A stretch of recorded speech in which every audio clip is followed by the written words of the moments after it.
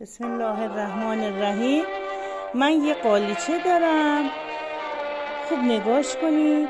حداقل 100 سال از عمرش گذشته.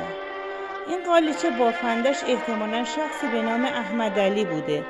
من خیلی تحقیق کردم. احمد علی نقاش از نقاشان دوره قاجاریه بوده.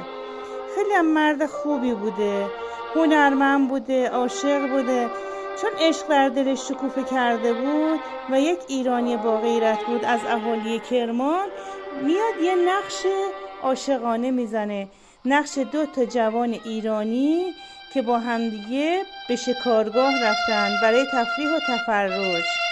این نشون میده که چقدر مردهای ایرانی عاشق زنهاشون بودن و با عشقشون همیشه و همه جا بودن. همین الانش هم ما ایرانی‌ها عاشق تفریح و تفرجیم.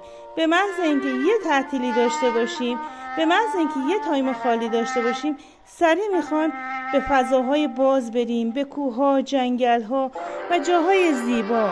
خوب نگاه کنین اینجا رو، نقش‌ها رو ببینین، بافت فرش رو ببینین. این نقش نشون میده که یعنی در اون مکانی که شکارگاه بوده حیوانات زیبایی بودن، درختان بودن، زمین، چمن و اسب سواری از هنر دیرین ایرانیانه. خوب نگاش کنین،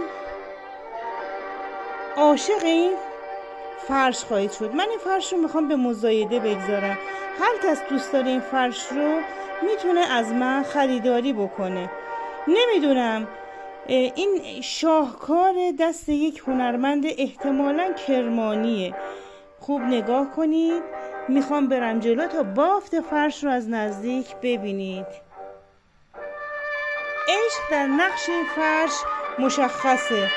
خوب نگاه کنید، تماشا کنید حضور گلها، حیوانات و متاسفانه چون دست کسی بوده که هنردان نبوده، هنر رو نمیشناخته و اینجور از بین رفته.